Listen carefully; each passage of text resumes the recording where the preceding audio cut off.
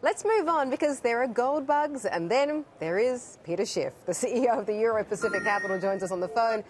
Peter, great to have you back. I'm sure you're feeling a little vindicated now that gold has had a bit of a rally. And of course, now with this Syrian strike potentially looming, do you feel that the newfound need for safe havens like gold is even stronger?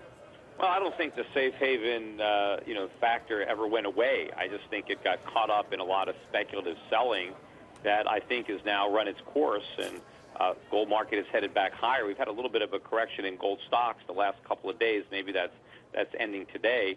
But I think we're going to have a huge rally. I think we're going to make new highs, and I don't think gold ever really lost that safe haven status. Only temporarily, maybe people were confused based on the rush to sell in a short window. But, I think the fundamentals are fantastic, and I think Syria really doesn't make that much of a difference in the scheme of things. Right. I think it could be a small net positive. It could be a big net positive if we have some kind of protracted problem in the Middle East. But, even without that, it's a monetary problem that we have. We have a dollar crisis coming, a bond market collapse coming, and gold is going to be a safe haven from all of that. Okay, a dollar crisis coming, a bond market crisis coming. Those are pretty big topics that we unfortunately don't have like 20 hours to explore. Let me talk about what's happening today then. You've got, for example, emerging market currencies collapsing. And that, at least today, is helping the dollar. So are you worried that maybe continued dollar strength, because it's also seen as a safe haven in difficult times, will hurt gold?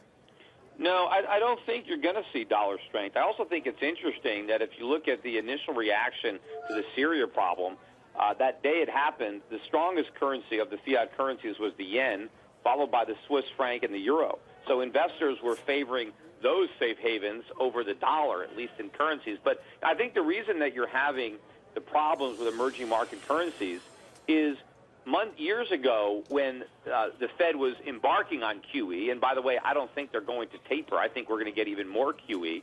But as the Fed was printing all this money and we were flooding the world with it, a lot of these central banks at the emerging markets made the mistake of trying to contain the rallies in their currencies by printing too much money themselves. And now that's coming back to bite them, because now as people are incorrectly perceiving that the Fed is going to tighten, they're trying to yank that money back out. I think the problem is that the emerging markets didn't allow their currencies to rise more earlier. That would have been a better way to fend off the inflows than what they did. But they did it to try to prop up the dollar. So ultimately, it's the U.S. dollar that's going to get clobbered. And I think we're setting up for a great buying opportunity in the emerging market stocks and in their currencies as well. Well, I certainly agree that the emerging market should have taken a little bit more pain earlier on to save what they're going through now.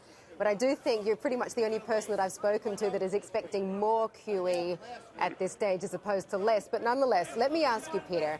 We asked our Twitter followers if they have any questions for you, and Supfresh, it's our turn, tweeted us this. Mr. Schif, are you afraid the government will seize physical gold in your doomsday scenario? If so, how should you own it? Peter, what would you say?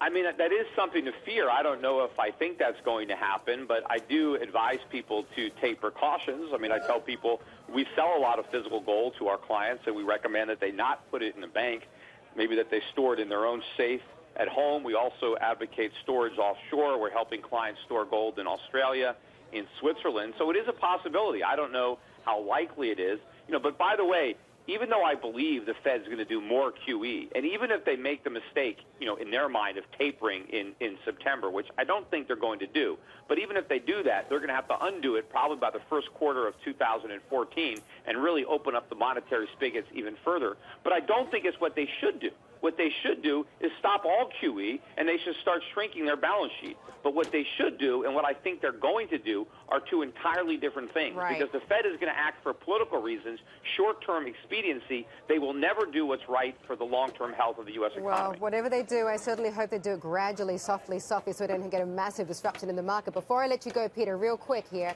where is gold going to end the year? What price?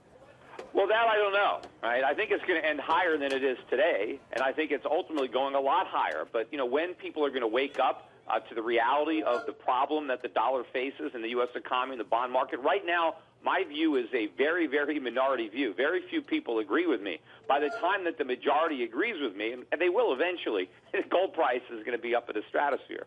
Peter Schif of Euro Pacific Capital, always good to talk to you. Thanks for joining us.